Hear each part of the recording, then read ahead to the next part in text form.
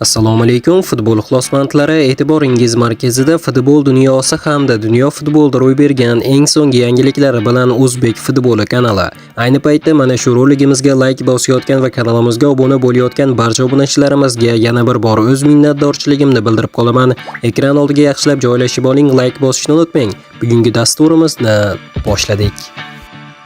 Qadrli do'stlar, ajoyib xabar. O'zbekiston futbolida juda ham katta burilish yuzaga kelmoqda. O'zbekiston milliy terma jamoasi himoyachisi Rustam Ashurmatovni Ispaniyaning afsonaviy klubi Barselona 20 million yevro evaziga sotib olishga qaror qildi.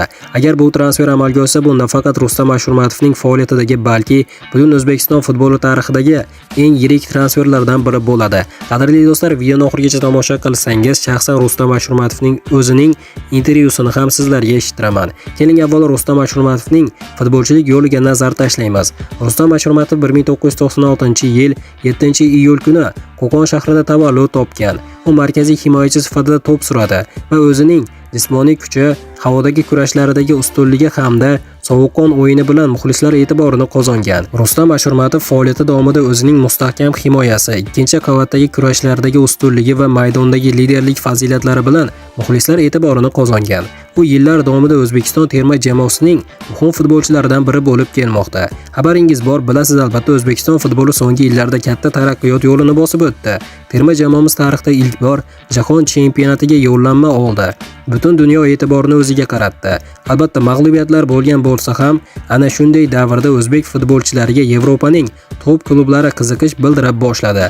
Agar ushbu transfer amalga oshsa, bu nafaqat Rustam Ashurmatov, balki butun O'zbekiston futboli uchun tarixiy voqea bo'lishi mumkin. Albatta, Abduqodir Husanovning transferidan keyingi juda ham shov-shuvli transfer bo'ladi albatta do'stlar. Chunki dunyoning eng mashhur klublaridan biri safida o'ynash har qanday futbolchining orzusi hisoblanadi. Bugungi kunda o'zbek futboli yangi bosqichga ko'tarilmoqda. Jahon chempionatiga ishtirok yosh futbolchilarning Yevropa klublariga yo'l olishi va xalqaro maydondagi natijalari mamlakat futbolining rivojlanayotganidan dalolat bermoqda. Agar Rustam Ashurmatov haqiqatan ham Barselona futbolchisiga aylansa, bu transfer O'zbekiston futboli tarixidagi eng yirik voqealardan biri sifatida esda qolishi mumkin. Endi barcha muxlislar ushbu transferning rasmiy tasdiqlanishini kutmoqda. Qadrli do'stlar, hozir Rustam Ashurmatovning intervyusini sizlarga qo'yib eshittiraman. Juda ham ko'p odam negativ fikr bildirishi mumkin, ammo mana shu intervyudan keyin o'z fikrimni bildirib o'taman. Marhamat do'stlar, o'zingiz tomosha qiling.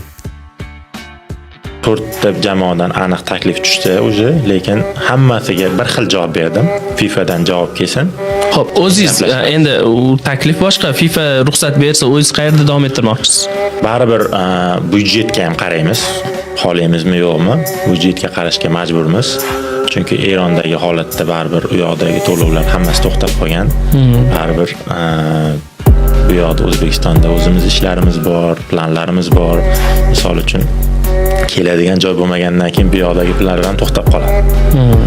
Shuning uchun ochiqcha aytaman, byudjetga qaraladi, lekin undan tashqari qaysi jamoa tarkibi, murabbiyi, misol uchun o'zi maqsadi, misol uchun qaysi jamoa meni ko'proq ko'ryapti, ko'proq qaysi jamoaga yordam bera olaman, qaysi jamoa meni ko'proq shunga ishontira olsa, o'sha jamoaga boraman.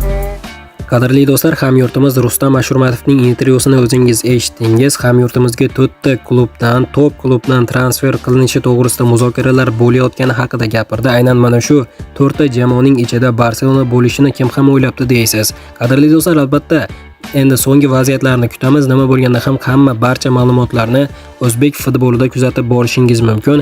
Albatta kanalimizga obuna bo'lib bizni kuzatishda davom eting do'stlar. Albatta so'nggi yangiliklar faqatgina bizning kanalda bo'ladi. Mana do'stlar, hozirgi dasturimiz xuddi mana shu yerda o'z yakuniga yetdi. Videoni oxirigacha ko'rganlarning barchasiga kattakon rahmat. Video yoqqan bo'lsa like bosishni unutmang. Keyingi dasturlarimizda ko'rishguncha xayr, o'zingizni ehtiyot qiling. O'zbek futboli kanalimizdan uzoqlashmang. Tez orada ko'rishguncha do'stlar.